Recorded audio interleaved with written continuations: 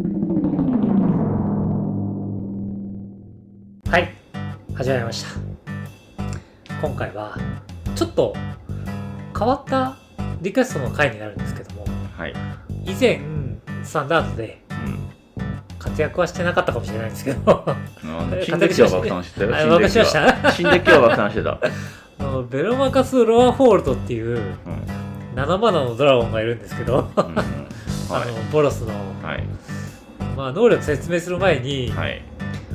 こいつを好きですと、推しですと、推しなんですっていう話をいただきまして、その方はフレンドフォーエバーの、5色とか4色とかで、なんかいろんなデッキを詰め込んで、そのなんかデッキリストを送られてきたんですけど、それでどうしたらいいですかって言われて、一応待ってください、ベロマカス・ロアホールドどこ行ったんだと思って要はそのデッキに入れたらどうかってしたみたいなんですね。で結局僕たちも今回やってみて分かったんですけど、こいつ自身を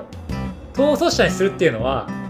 かなり難しいことだということは確かだったんですよ。まあそもそも重いし。そうです。重い上に赤白だし。そうです。で赤白で重いってやばいよ。やばいです。まずマナーが伸びないから。そうです。で悩まれた結果、その方は他のデッキに入れてみたりとかしたと思うんですけど、まあでも僕は思ったんですよ。やっぱりこいつを一番よく使えるのはこいつですと。まあそりゃそうだよね。同じような悩みを抱えていらっしゃる方っていらっしゃると思うんですけど、一番使いたいと思った伝説のクリーチャーは逃走者にしてください。まあそらね。はい。そらそうだ。ということで今回はこいつをやっていきます。はい。はい。で一応こいつの能力をようやく説明させていただきますと、はい、ボロス7マナ、55飛行警戒速攻ということで、はい。でこいつがコンバットするたび、あなたはライバルの上から7枚見て、その中から魔僧侶がこいつのパワー以下であるインスタントソーサリーをマナコスト支払うことなく唱えていいと。残りを後のライブラリの下に無造作に置くと。踏み倒せますということで。だが7マナだと。めちゃくちゃ重いです。まずランプしてください。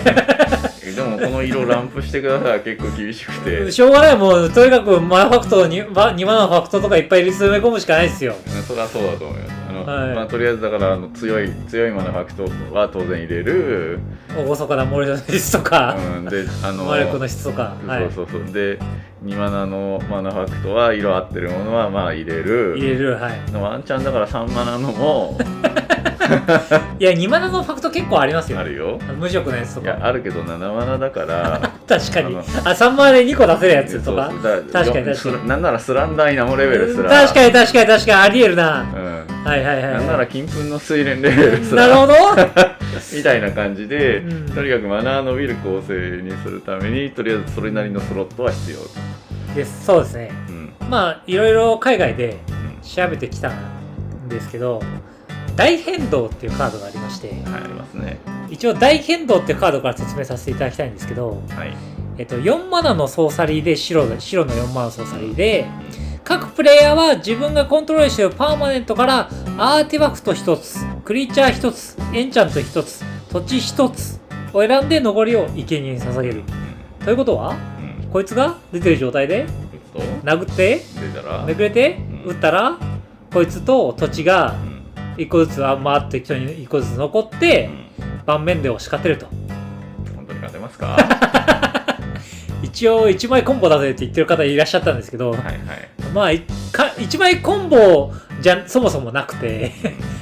決まらないかもしれなくて、たどり着けるかどうかも尋常じゃないぐらい難しいという。問題はね、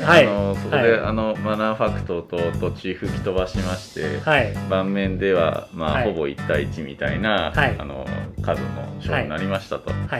でロアホールドで殴っていくわけですよね。はい、そうですね。こいつ打点5なんすね。めちゃくちゃ大変だ。だから、例えば海外のサイトを調べるとラス系の、カードが結構出てきたんですよ。例えば兵士の切りつけっていうカードなんですけど、要はロアホールド以外を、そうです、ロアホールド以外を吹き飛ばすカードっていうのは結構何枚かありまして、兵士の切りつけはそのコマンダー以外を吹き飛ばすっていうカードなんですけど、問題が相手のコマンダー残っちゃうそうですね、いろいろ問題がありますね。でそういう系のカードが結構、例えばウルザの殲滅魔とかだったら、伝説以外吹き飛ばすわけじゃないですか。マナファクト飛んじゃいますけどやばいですね、これ状況合わされるとちょっとまずいことになりますよそれで要はラスしてって、さっきの大変動を打ったり、ゲドンを打ったりするっていう、ハルマゲドン、打ったりするっていうのが、こいつの海外での勝ち筋だったんですね。それ勝てますかっていうと思ったから、このリクエストされた方は、ちょっと他の色手出しちゃおうっていう思っても不思議じゃないぐらい確かに難しい逃走者ではあるなと思いました。なんでまず僕たちがヘイト系のプランっていうのをまず考えました。まずちょっと遅くしたらどうかと。そもそも重いし、また法の定めはダメですよと。ダメですめくれてったら、次打てないじゃんって1個は唱えられますよ。1個唱えて、ただ1個唱えられるだけのデッキになってしまうんでそうですよね、殴って1個唱えて、殴って1個唱えてっていうデッキになるっていうことですよね。さすがに弱くないかっていう。例えば、追加コンバットが一応2枚だけ、通常の連続突撃とかはいけないんですけど、2枚だけ追加コンバット戦闘中に打てるっていうカードがあるんですね。それで追加コンバットしても、法の定めあったらいけないじゃんっていうことになってしまいます。いけないし、そして追加コンバット系の呪文は、結局これ殴ってだけだと。そう、5点追加ダメージ与えてるだけになっちゃってて、そうですよね。もちろんもう一回めくれるっていうのはあるんだけど、法の定め系置いちゃうとそれすら阻害すると。確かに、ヘイト系でいうと、息詰まる調整はいいんじゃないかっていう話ですよね。そうですね、そうなんですよ、息詰まる調整がいいと。で結局もう一個一応違う筋を僕は考えたんですけども、僕の大好きな思想のプラン、要は7マナなんで、最後出してってフィニッシャーにすればいいじゃんってよく僕は言ってるプランがこれ合ってんじゃないかなということで一応模索しました。で赤白のカードで指輪物語で追加されたカードがありまして、類壁からの挑発というカードがありまして、これ5マナで思想して次のターン、あなたのターンまでそれはブロックできないっていう思想のカードが増えてます、赤白で。礼儀妨害も4マナですし、一応思想していくのはどうかなと思ったんですが、結局こいつラスするしかないんですよ。そうすると盤面にクリーチャーが残らないので、思想してクリーチャーがそもそもいないと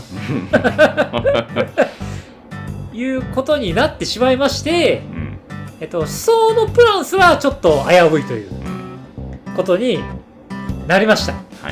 で僕がちょっと悩んでるところに、ティームさんがあれこれいいんじゃないかというプランを思い浮かんでくれまして、それが今回のメインのプランになるんですけども、反動というカードになります。赤を好きな人はご存知だと思うんですけども、3マナのエンチャントでクリーチャーがダメージを与えられるたび、反動はそのクリーチャーのコントローラーにそれと同じダメージを与える。例えばクリーチャー11のクリーチャーがエルフとかいて、そいつに例えば4点オールとかで4点ダメージ与えたら、4点そのプレイヤーに飛ぶという、これコンバットでも言わずしまして、例えば11と22がコンバットで勝ち合ったら、11のプレイヤーは2点ダメージ食らって、22のプレイヤーは1点ダメージ食らうっていう、ちょっと面白い反動っていうカードがあるんですけど、これ赤やってる人はもう当然もう知ってるカードなんですけど、これを主軸に考えました、僕たちは。今日のプランはちょっと変です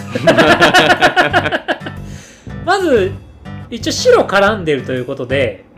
エンチャントがサーチできます。エンチャントサーチのカードが何枚かありまして、牧歌的な教授者であったり、アカデミーの学長っていう有名なカードがあるんですけど、死亡したらエンチャントを場に出せるという、かもしくは月恵みのクレリックというカードがあるんですけど、3マナの3/2のクリーチャーで場に出た時エンチャントカードをライブラリのトップに置く、であったり、もしくは赤なんでギャンブルか、もしくは白熱の熟達っていう3倍ギャンブルっていうカードがありますね。3倍ギャンブルっていうカードではない。確かに3倍白熱の熟達っていうカードで3倍ギャンブルできるっていうカードですね、でまあそんぐらいしか探せるカードっていうのはないんですが、あとはフォーチュンとか系をしていただいて、フォーチュン系をすればめくれる可能性もありますんで、ベロマカスラーホールドから、はい。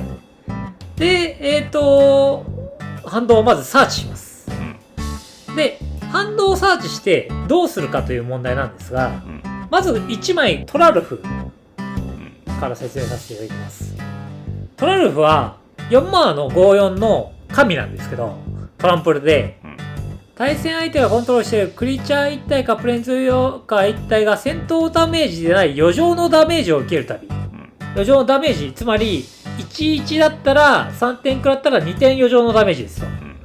それを受けるたびそのパーマネントのコントローラーがその余剰のダメージを与えるということは、これ出てる状態で反動で余剰のダメージさらに増えますよねっていう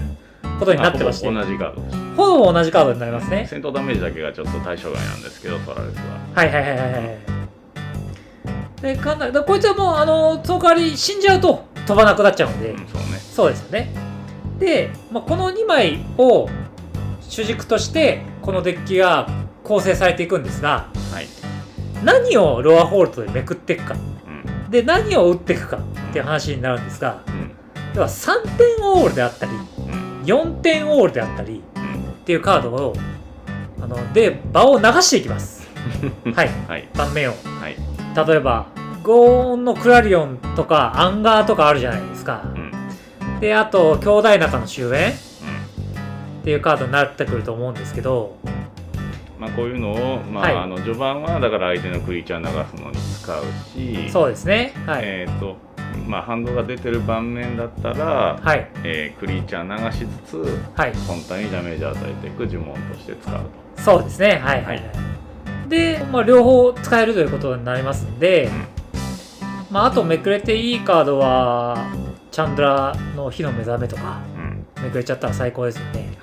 話しててびっくりしたんですが、これディレイドブラストファイヤーボールが、これなんと追放領域から唱えると、これ唱えてるじゃんと、ということになって、それが対戦相手のクリーチャーに5点オールになると、これすごいですね。コンボです。これ手に入らなかったですね。待ってよ。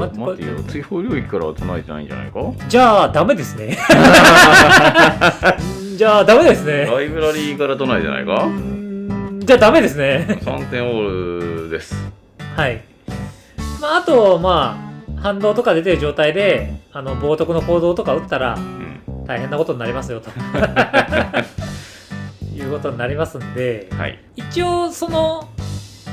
ダメージをクリーチャーに与えてプレイヤーに飛ばしていくというのがプランになりますんで、ちょっとここでプラスアルファになってくるカードがあるんですけど、2倍エンチャン、3倍エンチャンっていうカード、普通に双子神の指図であったり、あと3倍海王家の名前なんでしたっけ3倍になる、ね、ありますよね。ありますね。エンチャーを置くことによってこれ反動のダメージがとんでもないことになるんですよ。なぜか倍になって倍になると。例えば3点与えるっていう呪文があったとして、3点が倍になって与えたのが6点だと。で6点与えたからその呪文が反動で倍になって12点与えるというプレイターに合ってますよね。合ってますよね。で13点オールだととんでもねえことになる。天文学的なダメージが入る可能性がありますが、一応反動は自分も食らいますからね。反動は自分も食らいますが、確かベアローマカスローホールドはお亡くなりになっちゃう可能性もありますと。ただその瞬間相手が死んでいれば別に関係ないので自分のダメージが致死量にならないようにだけ気をつけてくれる。そうですね。それでいうところはギセラね。ギセラはもう最高なんで。かなりいいですよね。はい、自分は半分ですから。はい。ギセラかなりいいですね、確かに。重いけど。でもロアホールド出るマナ域にそもそも到達させる話だから。確かにね。だからロアホールドがそうですよね。出てますからね。何回も出せればいいなということで。まあさっき息詰まる徴税がっていう話があったと思うんですけど、それでセブンドロして、なんとか反動にたどり着いて、マナ出てれば、まあエンチャントサーチいろいろ何枚か言ったじゃないですか。それも反動をサーチするのが終わったら息詰まる徴税をサーチすればいいので、一応腐ることはないんじゃないかなということで、まあそんな感じのプランになってるんですが、今言った中でちょっと説明し忘れた面白カードを2枚ぐらい紹介したいんですけど、まずこのドラゴンの介入という4マナのソーサリーなんですけど、あなたの墓地からインスタントやソーサリーであるカードを1枚追放すると。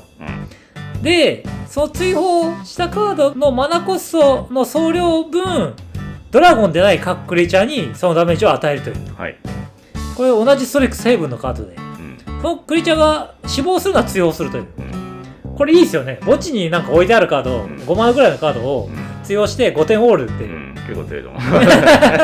これ結構いいなということで、あと僕の魂のカードちょっと1枚紹介して、これね、どっかで紹介する機会あっただろうっていうぐらい忘れたカードが1枚ありまして、印象的な好奇さっていう、これそれ僕使って初めて見ましたって何回も言われるっていう初めて見ましたって言われたこと何回もあるんですけど、5マナのソーサリーで各プレイヤーはそれぞれ手札を捨てて戦場か逃走した領域にあり自身がオーナーである逃走者の最大のマナ総量に等しい枚数のカードを引く、を選んでもよい、つまり、フォーチュンみたいなことができるんですが、手札を捨てて自分の逃走者のマナコスト、つまりこいつだと7枚手を出せて7枚引ける、相手は例えばガチめで例えば2マナとか3マナとかだったら、手を出せて3枚とか2枚とかしか引けないという、素晴らしいカードになってます。まあそんな感じですかね。まあそんな感じでこいつはリクエストに答えられたと思うんですけど、まあ今言ったプランでやれば一応まあ6とか7ぐらいまで持ってけるはずなんですよ。まあ67のプランになると、そうですよね。